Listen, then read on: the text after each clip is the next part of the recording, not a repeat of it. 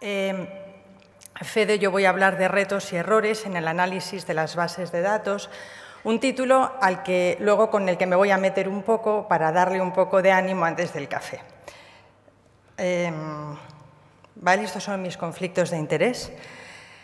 Todos nos enfrentamos al análisis estadístico desde la perplejidad. Yo tengo la suerte de contar con estadísticas en mi equipo que me ayudan a digerir estas complejidades y la mayoría de la gente lo que hace es meter todos los datos en un cajón negro, darle al botón de Enter y tratar que te ayuden a interpretar los resultados.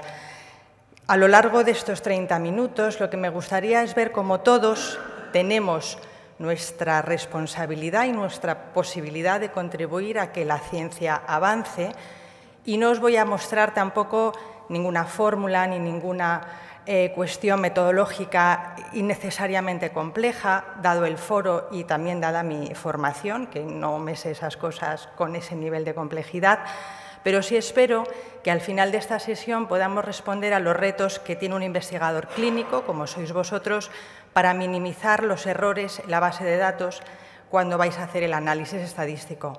Si es sencillo vosotros y si no, a la persona a la que se lo encarguéis, que no le hagáis pasar un mal rato o le obliguéis a hacer algo que no entiende, que no le gusta, y no os peleéis, que seguro que todos en algún momento hemos sentido que el estadístico estaba ahí para hacerte pasar un mal rato. Para ello voy a seguir el guión de esta diapositiva. Vamos a hacer una pequeña reflexión que yo creo que viene muy al hilo de la presentación anterior sobre por qué hacemos investigación observacional, que tiene, como sabéis, un paradigma muy diferente al experimental, cuáles son algunos de los errores que tenemos que abordar en la investigación observacional, el papel del análisis en la investigación observacional, y acabaré con la pregunta que os he enunciado anteriormente. El Diccionario Español de la Lengua define como ciencia el conjunto de conocimientos obtenidos mediante observación, razonamiento, sistemáticamente estructurado, de los que vamos a deducir principios generales. Y el método se basa en las características que veis en esa diapositiva, y lo que hacemos, ciencia, viene definida por el uso del método científico y no por el sujeto o por las técnicas que utilicemos. Muchos de vosotros seguro que os habéis enfrentado a veces a compañeros de pipeta y bata blanca que os dicen lo que hacéis vosotros no es ciencia. En ninguna parte de la definición de ciencia dice que la única forma de contestar las preguntas sea utilizando métodos exclusivamente observacionales.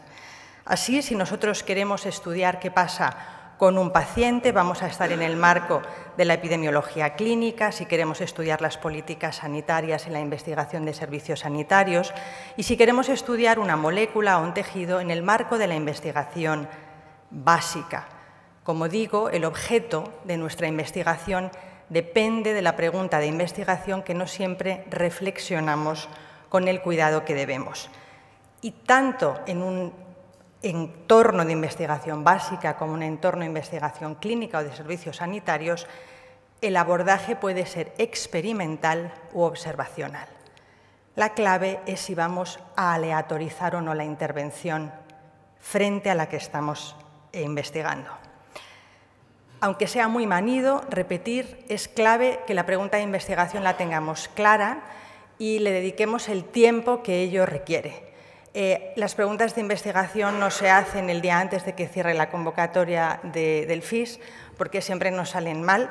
La pregunta de investigación no es un relato confuso de un mecanismo de acción que intentas que alguien te traduzca así rápido para ponerte ya a analizar la base de datos.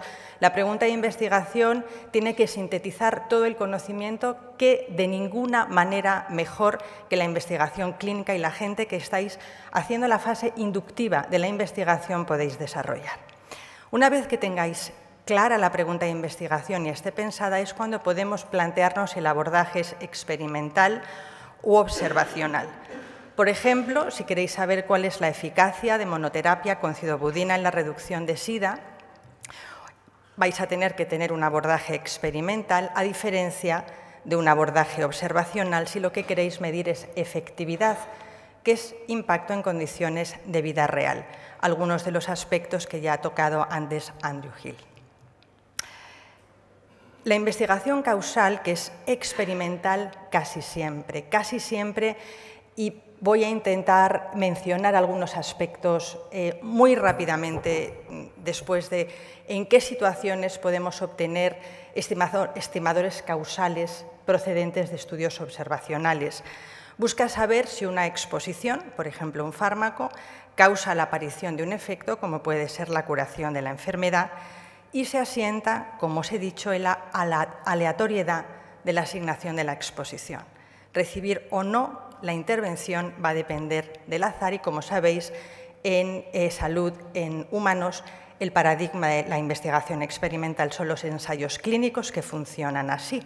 Tenemos una población de referencia de la que obtenemos una muestra que nunca es aleatoria, porque si es aleatoria no os va a permitir hacer lo que queréis. La muestra está altamente seleccionada y ahí, solo por azar, hay unas personas a las que se les asigna un tratamiento u otro de manera aleatoria. Esta es la potencia, esto es porque es el gold estándar para establecimiento de la causalidad, que nada ni nadie va a poder mejorar nunca cuando se cumplen todos estos principios. Lo que pasa es que la vida es imperfecta y los ensayos clínicos también. A lo largo del tiempo observamos quién se cura y quién no se cura y se calcula en proporciones. Y los estadísticos que trabajan en ensayos clínicos calculan proporciones y los estadísticos que trabajan en estudios observacionales con un poquito de soberbia les dicen vosotros solo calculáis proporciones, ¿vale? Como si fuese un poquito menos misterioso. En estudios observacionales el azar intentamos que juegue una mayor parte en esta fase de la investigación. Queremos que nuestra muestra, si bien no siempre puede ser aleatoria, sea lo más representativa posible de la población sobre la que queremos sacar una inferencia. Ahí el azar no tiene nada que decir sobre quién recibe o no tratamiento. Ahí es una indicación clínica por el médico prescriptor, por el acceso al sistema, por la equidad en el acceso al tratamiento, etc. Por lo tanto, la exposición nunca es aleatoria. Y aquí tenemos tantos sesgos que tenemos que poder conceptualizar antes y poderlos medir para que los análisis nos permitan acercarnos a lo que queremos medir. Seguimos a lo largo del tiempo, unos se curan, otros no. Comparamos proporciones, a veces nos sale lo mismo que la eficacia del ensayo clínico, a veces no. Y aquí es cuando las cuestiones de los sesgos de selección y de información de los que vamos a hablar juegan un papel fundamental. Los dos diseños contestan preguntas diferentes, ambos son complementarios y necesarios para avanzar en el cuidado de la salud de la población. No podemos aleatorizar todas las exposiciones. No podemos tener un grupo de personas a los que les asignamos de manera aleatoria consumir tóxicos o tener prácticas de sexo no seguro. De la misma forma, la investigación en farmacología en mujeres embarazadas solo se observa, no se interviene.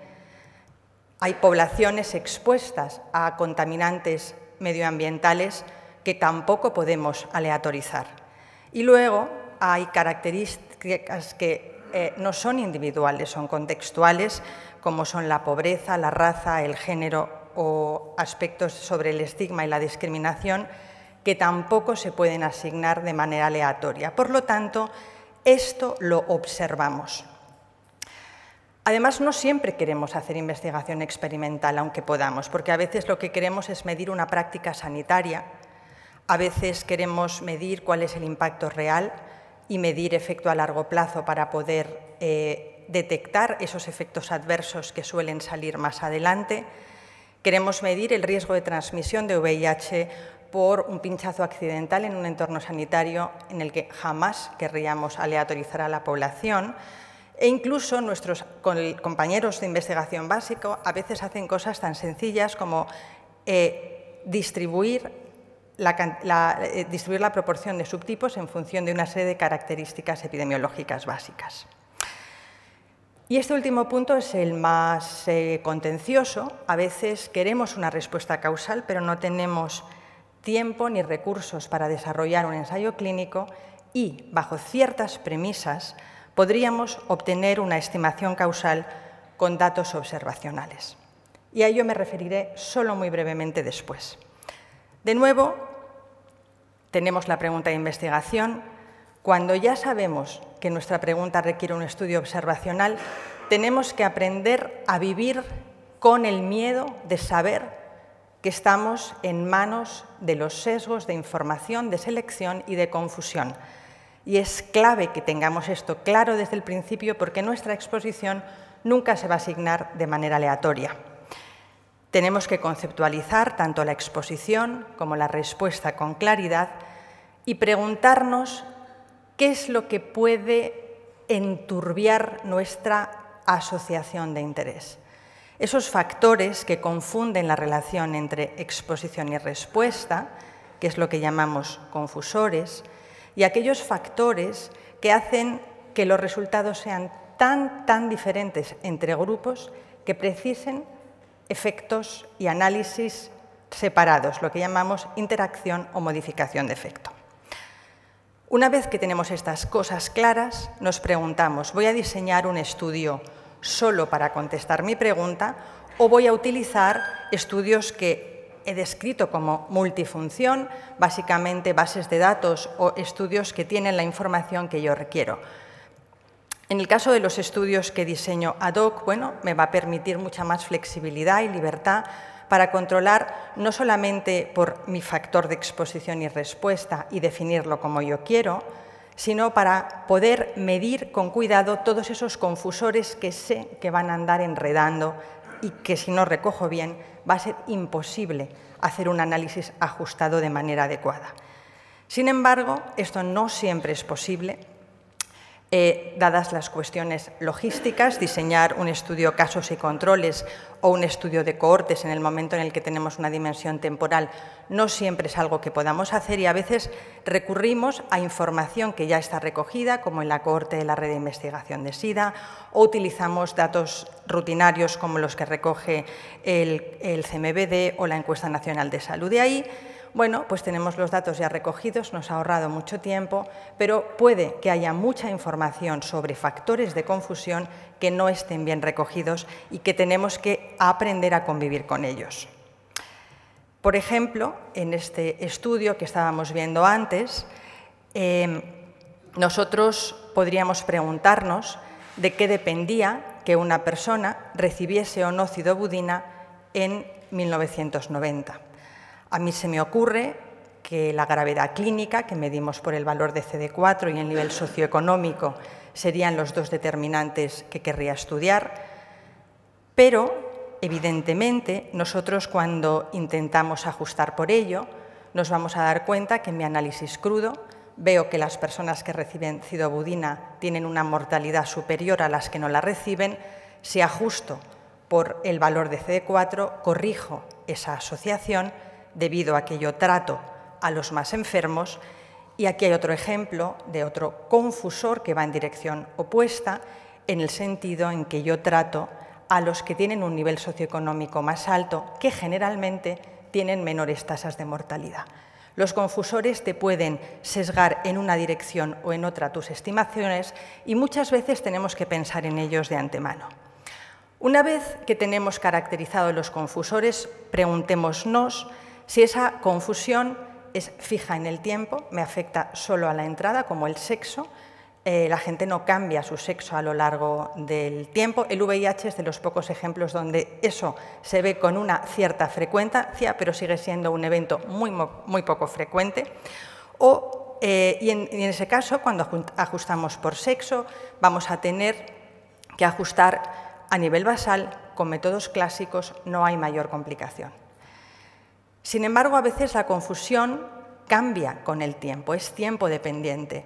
No podemos ajustar por el nivel de consumo de tabaco, el número de cigarros que uno fuma a la entrada en un estudio, cuando seguimos a una persona 20 años, porque eso ha cambiado a lo largo del tiempo. Y lo mismo pasa con los valores de CD4 en personas tratadas y no tratadas, también cambian a lo largo del tiempo. Esta pregunta a mí me ha costado y no sé ni siquiera si la sigo entendiendo bien del todo. Entonces, aunque os suene un poco a chino, creo que es importante que la mencionemos esta mañana, y es que cuando tú tienes una confusión tiempo-dependiente, te tienes que preguntar si la confusión tiempo-dependiente está afectada por la exposición de interés. Si no es así, como el número de cigarrillos, si yo empiezo tratamiento con cidobudina, el número de cigarrillos a lo largo del tiempo no viene afectado por la confusión, por la exposición de interés. Por lo tanto, yo utilizo de nuevo métodos clásicos de regresión para ajustar por confusión tiempo-dependiente a lo largo del tiempo. Cuando sí es así, como el caso del CD4, que es un confusor tiempo-dependiente que sí se ve afectado por el tratamiento con antirretrovirales y a su vez es un factor de riesgo para la mortalidad, los métodos clásicos ya no funcionan y muchos de los resultados publicados con resultados incomprensibles han sido debidos a que no hemos utilizado los métodos que cada vez proponen con más frecuencia el grupo de Jamie Robbins y Miguel Hernán, que son uno de los grupos líderes en estudio de causalidad y que proponen la utilización de esta familia de modelos estadísticos para estudiar inferencia causal que se llaman los modelos marginales estructurales. Complejos, pero que resuelven una pregunta clave en el momento actual en el que estamos en investigación con VIH. Os recomiendo que leáis la declaración de Strobe para la publicación de estudios observacionales. Cuenta conceptos epidemiológicos complejos de forma muy sencilla. Os aviso que error en jerga epidemiológica sigue diciendo que algo está mal, porque a veces las jergas te cambian los significados para hacer las cosas todavía más complicadas. Error es que tenemos algo que lógicamente está mal. El error puede ser producido por un escaso tamaño muestral, es lo que vamos a conocer como error aleatorio, o puede ser producido por errores sistemáticos en la selección o en la información de los pacientes. Es lo que llamamos sesgo, que en inglés habréis visto y que se llama bias. El error aleatorio se puede corregir aumentando el tamaño muestral, pero en el caso de los errores sistemáticos, el tamaño no va a corregir este sesgo. Por lo tanto, lo que tenemos que hacer es evitarlo. El sesgo de selección sucede cuando los pacientes se autoseleccionan en el estudio debido a unas características diferentes de los que no seleccionan. Por ejemplo, nosotros en CORIS perdemos con mayor frecuencia a pacientes inmigrantes de África subsahariana, a inyectores de heroína, a personas sin estudios. Por lo tanto, este tipo de pérdida al seguimiento es una pérdida diferencial que, lógicamente, nos puede estar haciendo que infraestimemos la mortalidad. También perdemos a gente con CD4 altos y con esta información de un lado y de otro, si se lo decimos al estadístico, a la estadística va a poder hacer los ajustes necesarios para corregir por este sesgo de información, de selección, perdón. El sesgo de información al que se refería antes Andrew sobre que la gente cuando le pregunta si fuma o no, pues la gente miente, se refiere a la información recogida de manera diferencial en base a la exposición o a la respuesta y que nos da lugar, lógicamente, a una estimación equivocada. Por ejemplo, cuando hay un nuevo fármaco introducido en la práctica clínica, la gente va a recoger siempre con más celo tanto los medidores biológicos, como son las determinaciones de carga viral, como se va a preguntar de forma diferencial al paciente. Y ayer lo decía Nacho Pérez Valero, que no es lo mismo decirle a la gente el tratamiento nuevo, todo bien, ¿no? Tenemos media hora para hablar de lo que ha pasado con este nuevo medicamento. Evidentemente, el grado de intensidad con el que tú recoges la información va a dar lugar a estimaciones sesgadas. Mentimos porque nos gusta quedar bien, a veces no. Hay encuestas de hábito sexual que lo que la gente quiere es parecer más canalla de lo que realmente es, por lo tanto la mentira no va siempre en la misma dirección y es muy contexto dependiente. Y básicamente, si tenemos la información necesaria para poder corregir en la fase de análisis tanto las pérdidas al seguimiento como la información sobre los sesgos de información, Bueno, pues lo podemos intentar. Este es un ejemplo gráfico de cómo las pérdidas al seguimiento 12 meses después, que son los cajones vacíos, pueden hacer que nuestra estimación de cuál es la mortalidad de esta cohorte de 10 personas sea de 4 de 8, de un 50%, o sea de 4 de cada 10, o sea de una mortalidad de 6 de cada 10. Las pérdidas al seguimiento son nuestro talón de Aquiles, es en lo que trabajamos de forma incesante y que da lugar a muchos errores que muchas veces lo que tenemos que hacer en la fase de discusión es reconocerlo, ser transparentes y explícitos. ¿Por qué ha ganado Donald Trump las elecciones sin que nadie lo sospechásemos? ¿Por qué el Brexit ha sucedido o por qué no ha habido sorpaso de Podemos al PSOE? Es porque ha habido un sesgo de información en las encuestas.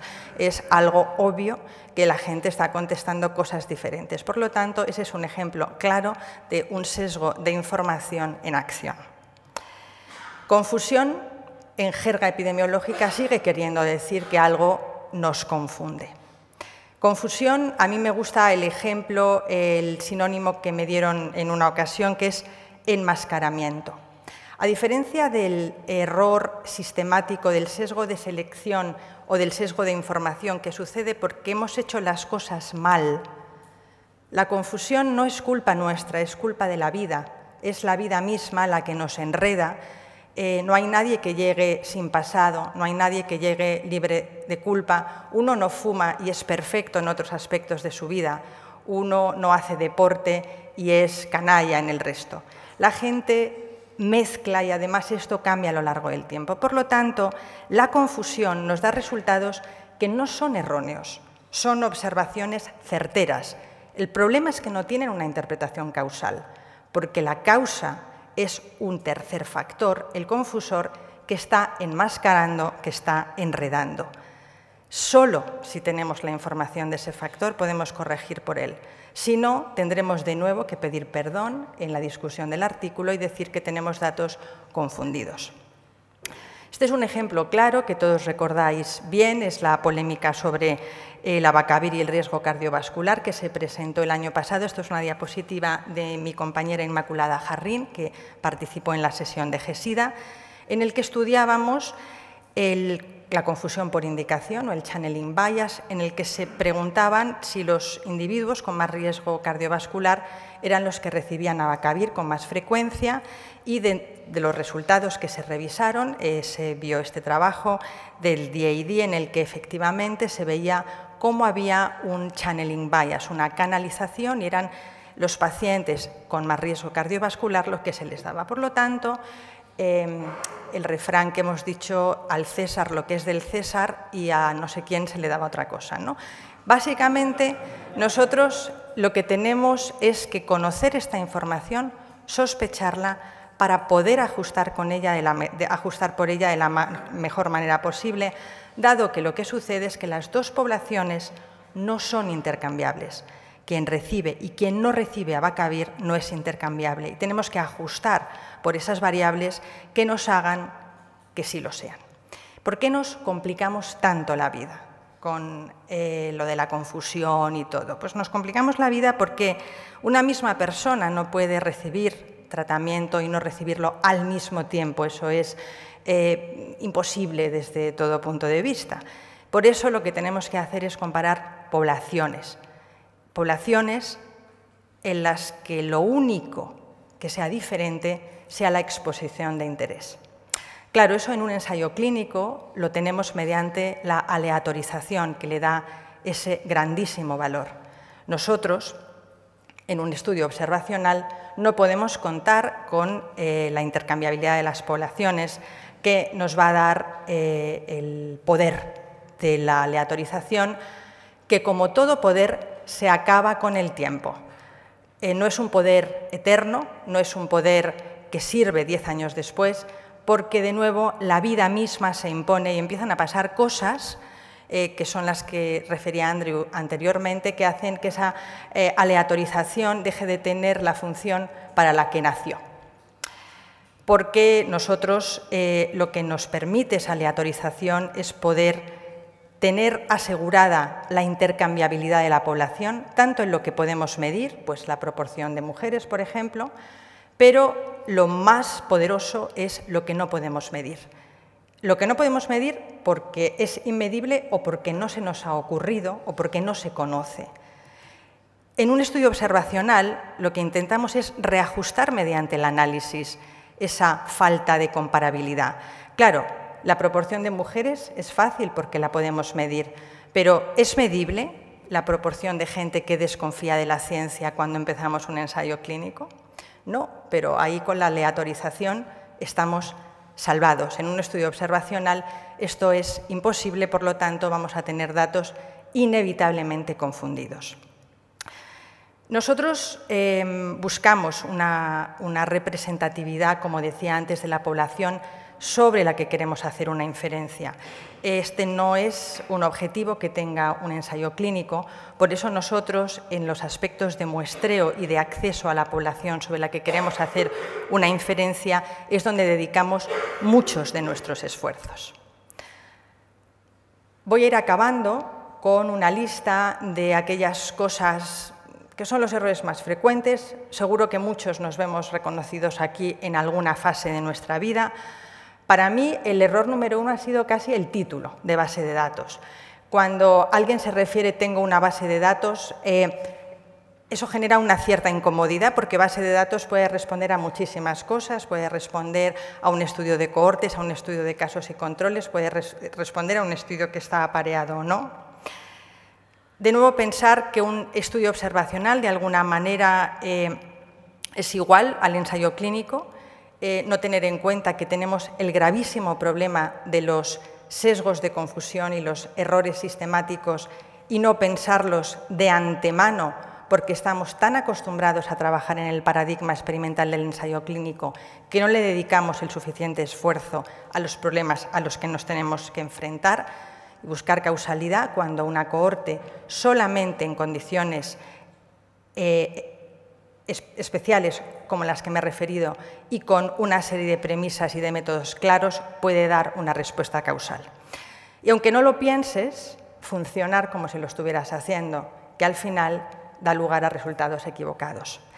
Hay un cierto menosprecio también, por otra parte, en que todo lo observacional es por deficiencia peor que lo experimental y que lo puede hacer casi cualquiera, cuando hay que dedicarle también mucho tiempo, casi más a pensar por todos los aspectos de confusión a los que me he referido anteriormente. Claramente, los estudios observacionales tienen un gravísimo problema asociado a la confusión, pero los ensayos clínicos, sobre todo a partir de un cierto tiempo, tienen una serie de problemas para los que el grupo de Miguel Hernán plantea en parte resolver utilizando métodos marginales estructurales para solventar algunos de los problemas que no se pueden abordar con el poder de la aleatorización.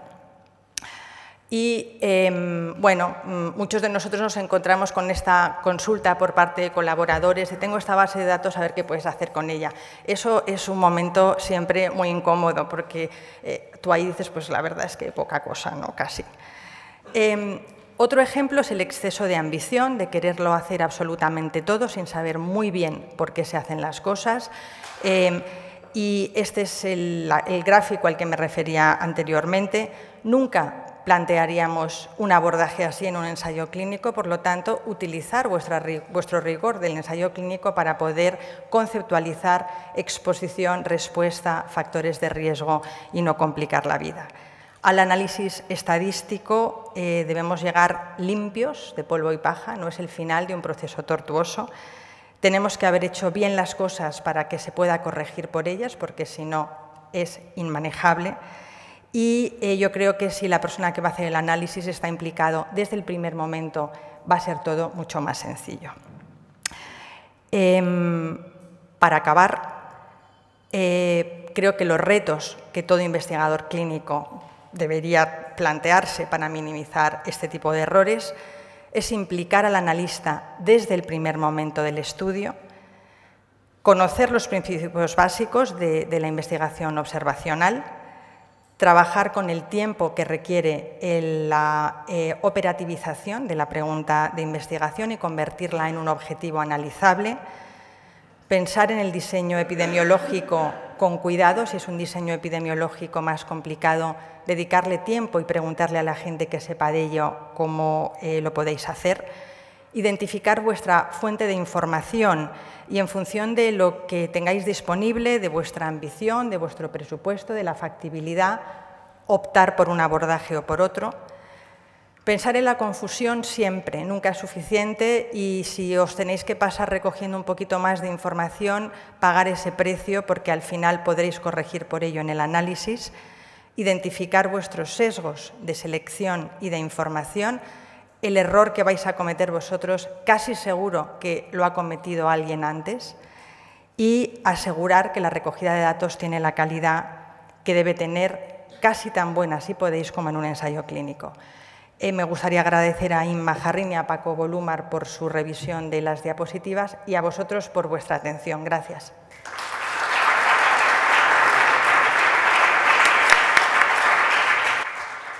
Muchas gracias, Julia.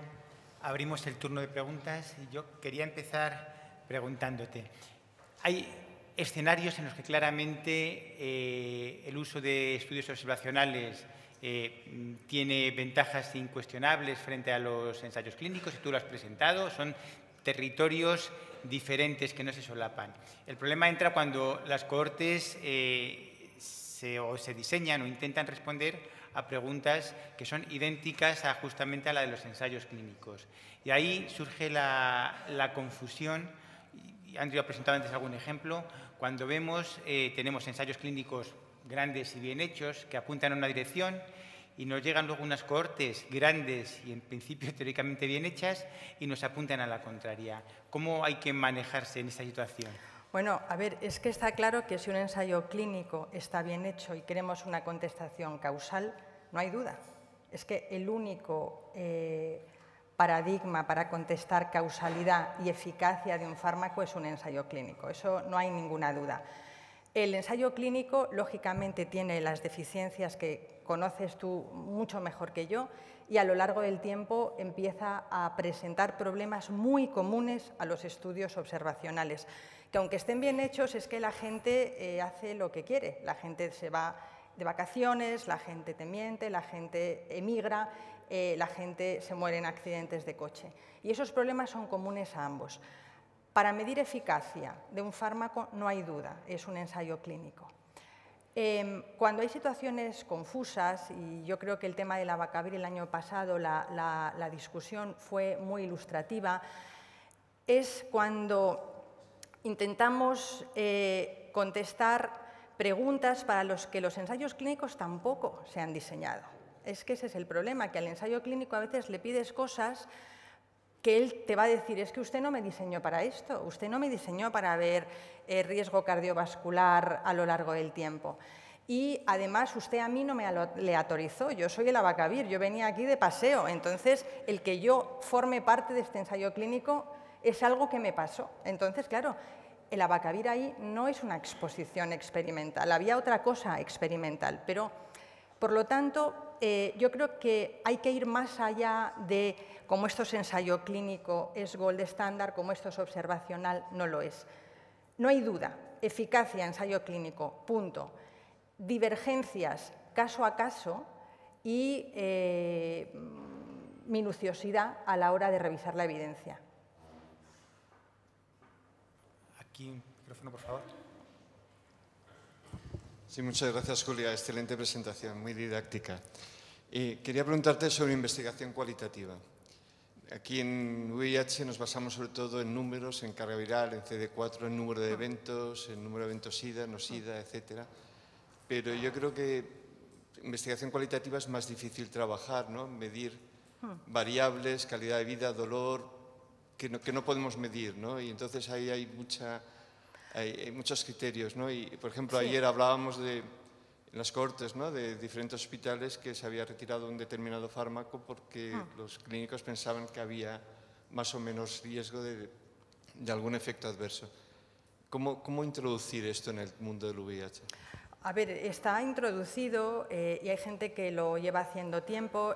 En nuestro grupo, sabéis, una colaboradora nuestra, Débora Álvarez, que es socióloga, está trabajando mucho sobre la percepción de los pacientes, no solamente de los clínicos, pero la percepción de los pacientes con la toma de nuevos medicamentos. Es innegable que es algo clave, sobre todo en este momento en el que, por suerte, la gente ya no se va a morir y va a estar con una carga viral suprimida mucho tiempo, y lo que queremos es que tengan una vida plena, tengan una buena calidad de vida y tengan vidas productivas dentro de lo que el país les va a permitir. A la hora de cuantificar esa información en una corte como Coris, donde tenemos 12.000 personas en seguimiento, claro, tú no puedes hacer entrevistas en profundidad a todos ellos. Puedes seleccionar algunos pacientes que no tienen que ser necesariamente, es más, no debe ser una muestra aleatoria, sino una muestra extrema que te permita testar escenarios diferentes y que te ayuden a desarrollar o a validar una herramienta para medir calidad de vida, por ejemplo, y poderla aplicar a nuestro contexto. Por eso, yo creo que la investigación cualitativa, tal y como yo la veo en calidad de vida en este momento, es que nos ayude a validar herramientas que están utilizadas para otras enfermedades crónicas en España o para el VIH en otros países, y ver si las podemos seguir utilizando con la misma alegría o con la misma comodidad en nuestro medio. Yo creo que es una asignatura en la que tenemos menos experiencia, pero claramente esencial.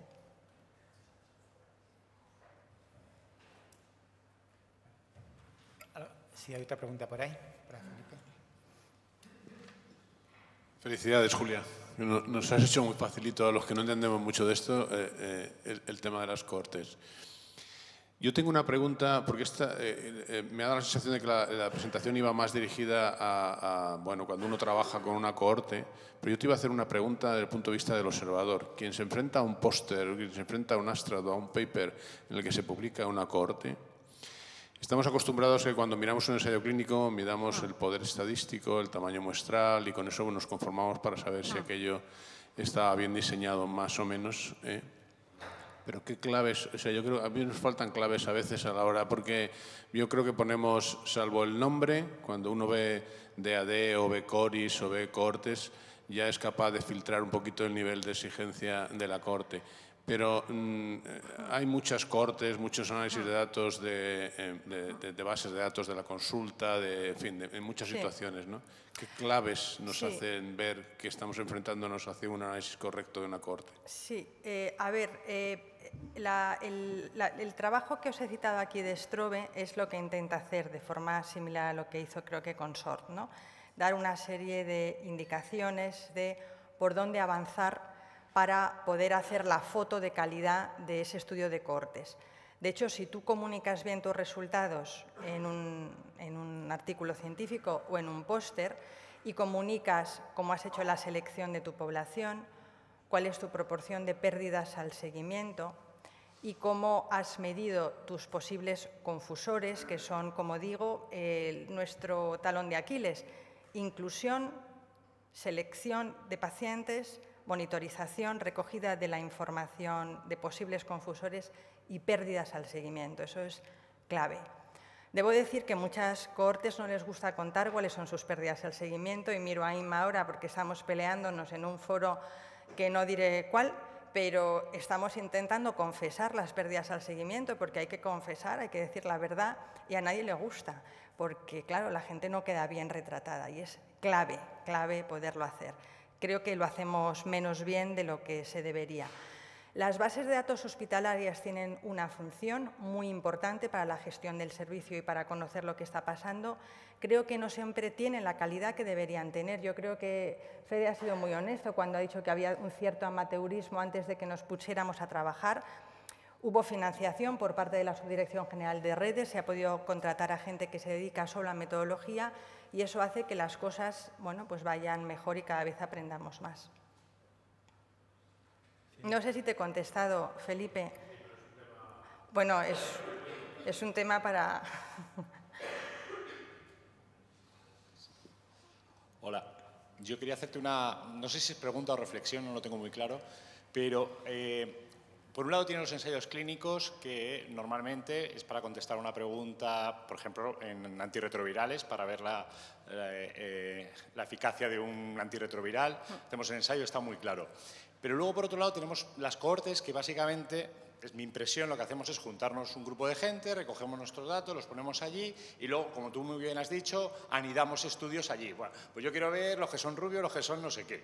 Pero yo lo que echo de menos es una cohorte específica para trasladar los datos de un ensayo clínico a la vida real. Quiero decir, a mí me parece que hoy en día los pacientes que estamos metiendo en los ensayos clínicos son pacientes, como tú decías, muy sesgados. O sea, el que viene avanzado no lo metes en el ensayo porque no te da tiempo a esperar a que pase 2 meses para que te den el ok, gente muy joven, con unas características muy concretas. Pero yo creo que deberían, después de haberse hecho el ensayo clínico, debería haber una cohorte específica para decir, bueno, vamos a coger estos resultados de un ensayo clínico y con un estudio de cohortes bien hecho vamos a ver en un medio concreto pues eso, la eficacia que tiene, no sé, algo más dirigido, no coger luego los datos y decir, bueno, vamos, lo hacemos ya de forma retrospectiva y no dirigido a eso. No sé qué opinas. Sí, a ver, yo creo que en CORIS es justo lo que estamos intentando hacer, Nacho. No sé, a veces lo conseguimos, a veces no. Y de hecho, hace 10 años, los resultados que teníamos de efectividad en términos de SIDA, mortalidad o supresión viral eran muy diferentes de los de eficacia de los ensayos clínicos. El otro día veíamos los resultados del último análisis de CORIS en primeras pautas. Me decía, Majo, es que es casi estamos acercándonos al ensayo clínico. Los fármacos son muy buenos, incluso en la población general española, con todos los que entran en CORIS, que es verdad que no entran los que llegan a la urgencia muy enfermos y mueren. Ese sesgo nosotros lo tenemos. Nosotros y todo el que quiera confesar. Lo que pasa es que en las cohortes luego al final todos no confiesan todo lo que se debe hacer. Pero eso es lo que intentamos hacer y para eso estamos y por eso la Subdirección General de Redes debe utilizar la información por la que está pagando para poder ver cómo el dinero que está invirtiendo en tratar a esos pacientes se traduce en una efectividad en toda la población. Es un compromiso y ahí la industria farmacéutica también tiene compromisos para seguir monitorizando esos efectos en condiciones de vida real. Eso lo hacemos en CORIS, ese es el objetivo. Para pacientes en situaciones muy especiales, ahí puede que tengáis que hacer estudios más dirigidos y hablar con colegas que estén tratando a pacientes de características muy especiales que a lo mejor no cumplen los criterios que tenemos en CORIS. No sé, Nacho, si... Quiero decir, o sea, a lo mejor debería haber un paso siguiente, que es decir, tú haces tu ensayo clínico, lo demuestras en un ensayo clínico y luego los seguimientos, estos que ahora hay en los ensayos, 144 semanas, 2 años, no sé qué, en vez de hacerlo en el ensayo clínico, coger una población concreta y decir, venga, vamos ahora a ver la eficacia de... sí, la efectividad. La efectividad, perdona, es que siempre... No, vamos, yo me lío... La efectividad de esta medida en esta población ya aplicada en vida real, pero de una forma organizada y ordenada. Es decir, vamos a crear una cohorte para ver esto, o sea, como un siguiente paso al ensayo clínico. Claro, pero sí, pero en vez de crearla y montar un follón de trabajo, de duplicar trabajo, lo que pueden hacer son colaboraciones como las que de hecho hacemos, en las que tenemos muchas colaboraciones con la industria, con prácticamente todas las compañías farmacéuticas en España, con los que firmamos acuerdos que pasan por la Agencia del Medicamento, por comités de ética, por todos los protocolos de aprobación de la Cohorte de Investigación de SIDA, que lo ven todos los investigadores y que podemos testar las condiciones en vida real. Eso es una línea en la que está coordinando Inma Jarrín, que es la estadística senior del grupo y que es la persona que se encarga luego de hacer la cosa esa de la cocina en la máquina negra, que yo creo que es la persona que lo entiende bien. Muy bien, muchas gracias. Una última pregunta aquí. Un comentario que una pregunta. Yo creo que lo más práctico, de las cosas más prácticas que has dicho, Julia, y yo creo que si lo volviera a hacer todo los estudios se involucra al estadístico desde el principio, al estadístico o al metodólogo. Esa tendencia que hemos tenido los clínicos de, bueno, voy a hacer el estudio, al final se lo llevo ahí a ver qué puedes hacer con la base de datos, yo creo que ese es un error que los que vengan detrás de nosotros no tienen que repetir. Y viceversa, los estadísticos no pueden coger la base de datos y empezar a hacer cruces con cruces sin pregunta de investigación y p-valores y dar resultados sin relevancia clínica y sin investigación causal. Queda muy manido decir que todos contamos y que por eso es un trabajo realmente en el que todos tenemos un papel, ¿no? Sí, claramente. Muy bien, muchas gracias. Nada, vamos a... Muchas gracias, Andrea, Julia.